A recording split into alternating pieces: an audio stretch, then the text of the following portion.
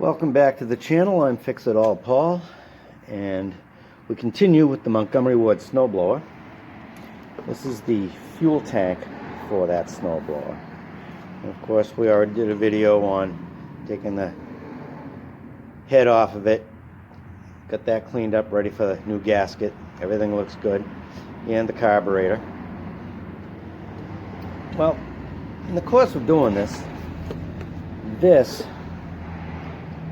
was a valve that was in the bottom of the fuel tank here and had a shutoff that went in here. This is all garbage inside. There was no salvaging that. So I'm looking for a right angle barb for the fuel hose to fit on. And I couldn't really find what I was looking for. I could get a 3-piece stack up at Home Depot with a different barb than this, and an adapter, and an elbow, and a piece. It was going to be up around $12. Well, the reason that I don't really need the shutoff valve that came in the snowblower to begin with is because the new carburetor came with this plastic shutoff valve that I can put in line. I thought that seemed a bit more reasonable, and it eliminates the problem, but it does not screw in. So I needed a barb. So alright, what am I going to do? So I looked up plumbing supply places. I found this barb, tax included, $1.27. Cheap and easy fix. And all I need to do is put the hose on. I'm sure this is the box that the carburetor kit came in. You can see it's got a couple of inline filters. There's some hose clamps. It came with the thing. So we're going to put an inline filter and a shutoff valve on this whole thing. I think what I want to do is probably put the tank mounts over here on this side, and the hose will run around to this side and clip in. The hose seems a little short, but by the time I clip it and put the valve and the fuel filter in there, it'll be plenty long enough. Now you notice that this screwed into the tank, and it would have been a right angle coming out. That would have been preferred here, but I couldn't get a right angle. They didn't have one. So we'll go with this. I think we'll be fine. And tomorrow when that head gasket gets here, we'll start putting this back together and go for a start. Get it running. Should be a good time. That's just a brief update, and I'll add on to this video tomorrow when that head gasket gets here. Welcome back to the channel. I'm Fix It All Paul, and just fair warning here where we'll have a little bit of traffic noise to deal with. It's been raining. It's the time of the afternoon when there's a lot of traffic on this street. I'm sure you can hear it. Oh well. When last we left off, we had taken the head off of this Montgomery Wards snowblower, put the carburetor in place, and today head gasket showed up. Very nice. So we're going to put the head gasket on and try to start this thing. I did give this a bit of an inspection. There is a very slight crack in it here. I don't think that's going to interfere with anything. I'll put a little bit of goop that I use called Hylomar on there. But let's get a little closer and see if we can make sure this bad boy fits. Perfect. Just the way it should. We like it.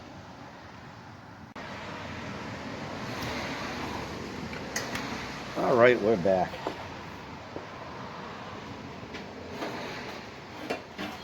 Give us a little better light. I really need to get a proper light for making videos, but I don't have that right yet. So I was looking for that tube of Hylamar. Unfortunately, I can't find it. But to be honest with you, I don't think it's going to make any difference. So, we do have the head, which we cleaned up yesterday. We'll stand this light up here. There we go. And line that gasket up nice. Drop that down on top.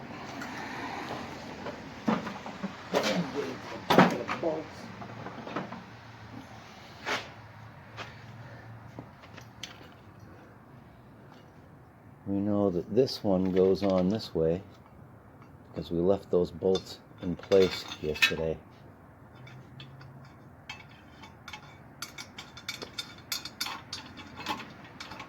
There we go.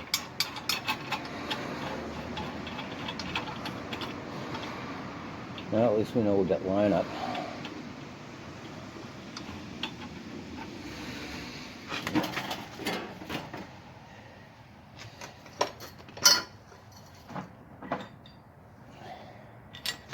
I know that these two go over here because they hold the gas tank on. We'll pop that up in a second.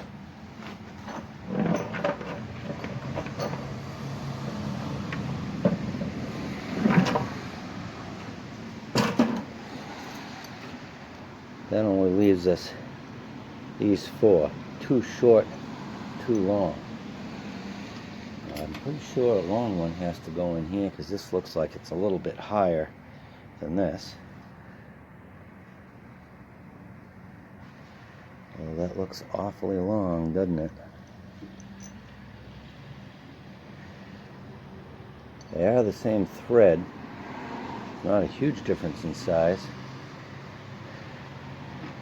But which one goes where? Got three holes, and only 3 bolts.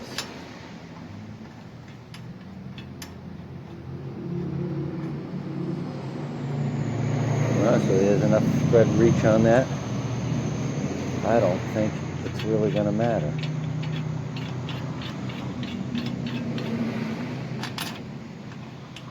Yeah, I think that goes in there. Of course, I did take a picture yesterday, and the heads of these are a little different than the heads of the others.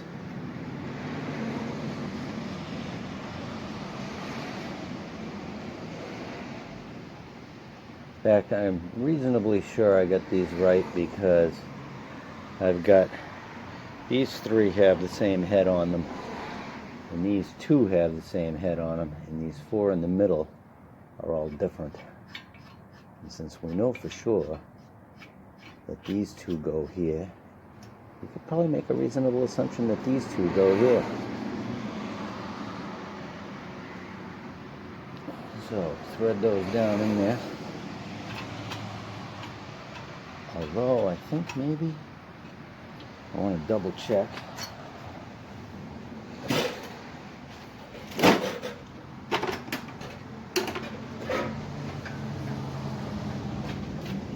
Yeah, when this goes on, this will catch these 2 holes here. So no head bolts through this.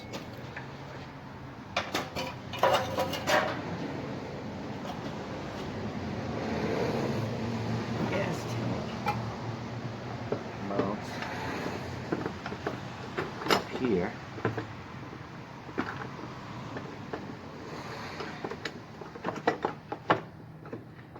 onto this. Again, I'm not sure why they chose to put the gas tank bracket with head bolts through it. That seems a little strange to me. But they weren't asking me when they designed this, were they? Nope. So we'll get these all down relatively good. Now before I want to tighten any of this up, I want to make sure that gas tank is not going to be in the way of getting that starter shroud on there, the pull cord shroud.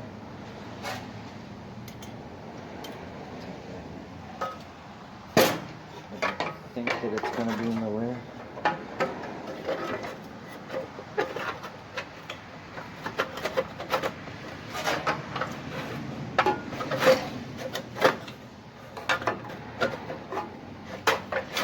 But I do want to make sure I remember to put spark plug wire up here. I looked into taking the flywheel off in order to set the points. Turns out this particular engine does not have points.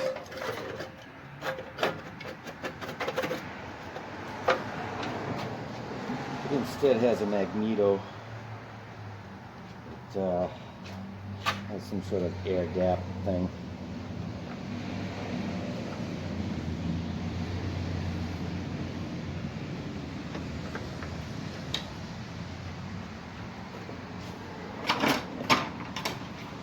Take this nice handy tool. We'll just spin these down till they touch.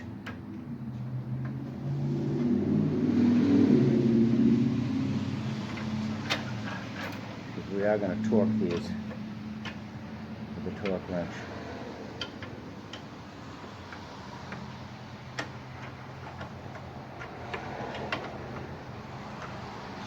I don't think the tightening pattern is terribly critical on this engine. Generally speaking, when you do a head gasket, you start in the middle and work your way out so anything's being pushed out towards the outside.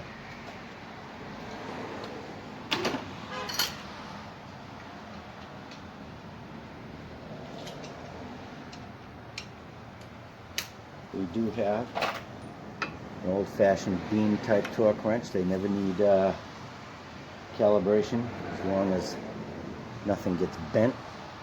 They stay calibrated forever. It's one thing I like about them.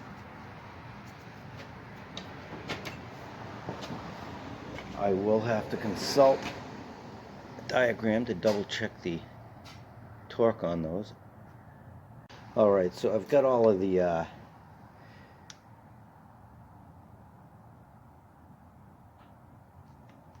bolts in place, and the torque on these is going to be 165 inch-pounds. See, on our torque wrench we've got a Newton-meter scale and we've got an inch-pound scale. 165 is going to be right between 150 and 200. If you've never used one of these, notice that the handle wobbles. When you torque it, it's important that you're balanced on that pivot point, because this gauge is based on a specific distance between the center of the socket and this pivot point. And you want to run it up to torque. Now, we don't want to torque this all the way first. And I did look up the tightening sequence on this. So we're going to give these all just a little bit of turn. Get a little bit of torque on them. And there is a tightening sequence on all of these sorts of things, and a specific torque that's recommended.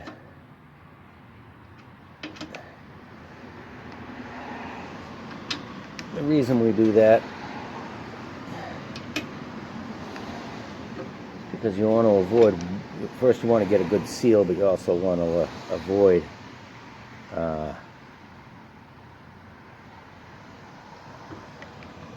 warping the head. So now that we got them snugged, we're going to go ahead and go, let's see here, 150, 100, 50, 100, 150. I'm going to go to 150 and then we'll go up the extra 15.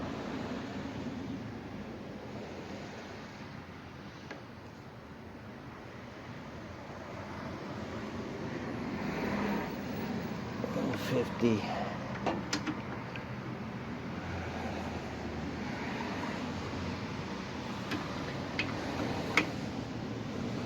I know that if you've done this a lot of times in your life, you get to a place where you kind of know how it feels. For our purposes, we'll actually use the torque wrench.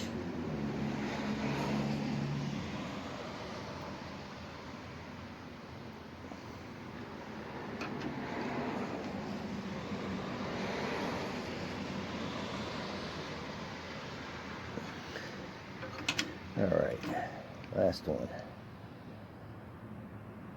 Alright, we're at 150 on all of these. I'm going to go up another 15 to 165. 150. Just about there. Click type torque wrench is easy, but it has its limitations too. Right about there. And you can kind of feel these setting in. You feel the torque come up.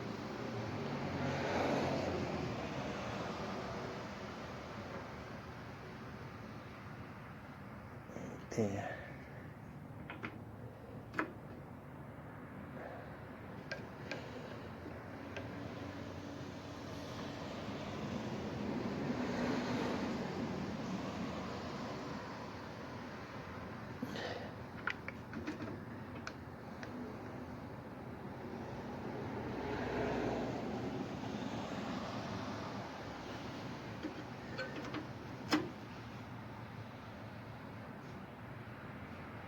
Easy enough to do.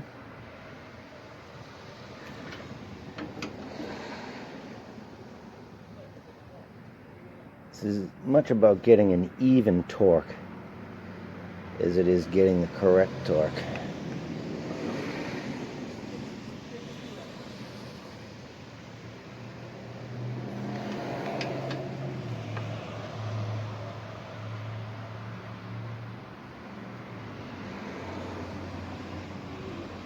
Right about there.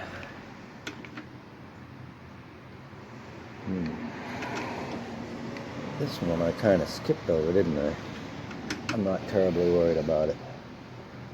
On a small engine like this, it's not as critical as you think. Just go check them all. See that it pays to go back over them again. This one's a little loose, which hopefully means it's not stripped. That would be really bad if it was. There we go.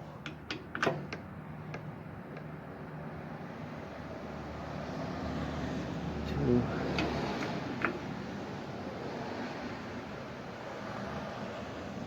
Three.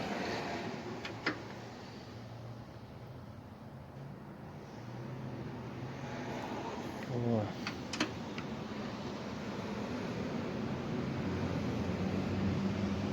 5.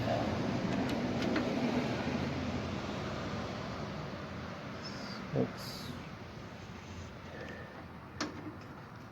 7. 8. And 9. Yep. All right. That takes care of the torque on that. I keep getting interruptions here, but anyways, here we are. In a perfect world, I would double check the gap on this, but if you look at this spark plug, that center electrode, I don't mean this top piece, I mean the electrode in the middle.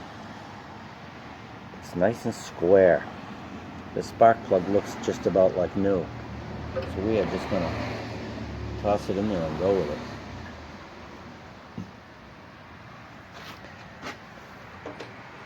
And grab the spark plug socket.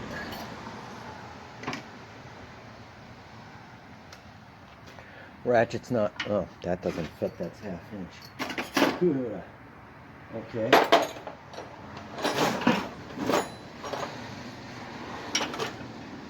So put a wrench on there, tighten that up.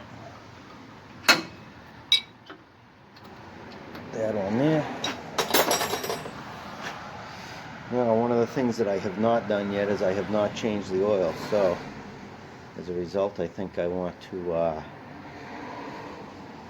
cut you off here. I'm going to drain that oil and top it up with some fresh oil, and then we will put some gas in it and see what happens.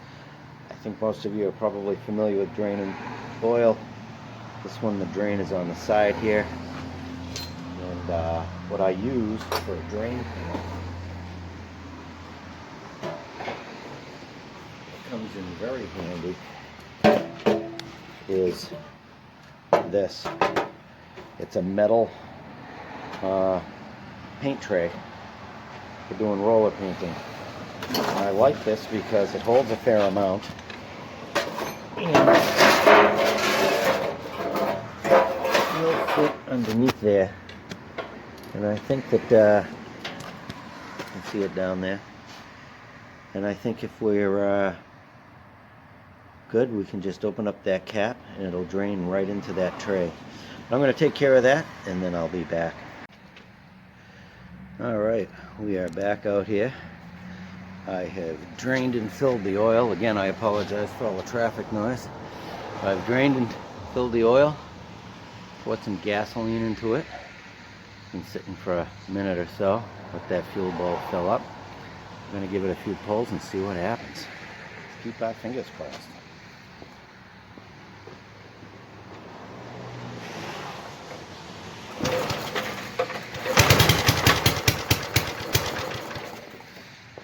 We like that, don't we?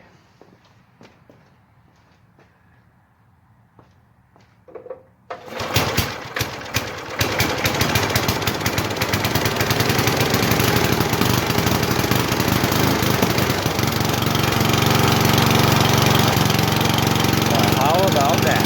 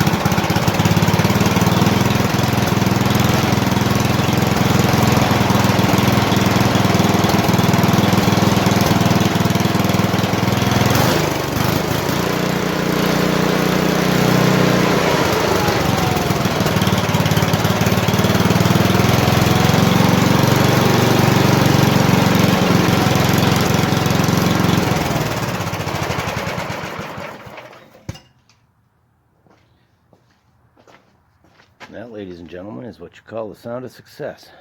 We'll have to tweak it a little bit, and then we'll get into the rest of this snowblower. Check all the belts, everything else, anything that needs grease or oil. Thanks for watching. Don't forget to rate, comment, and subscribe. And we'll see you on the next one.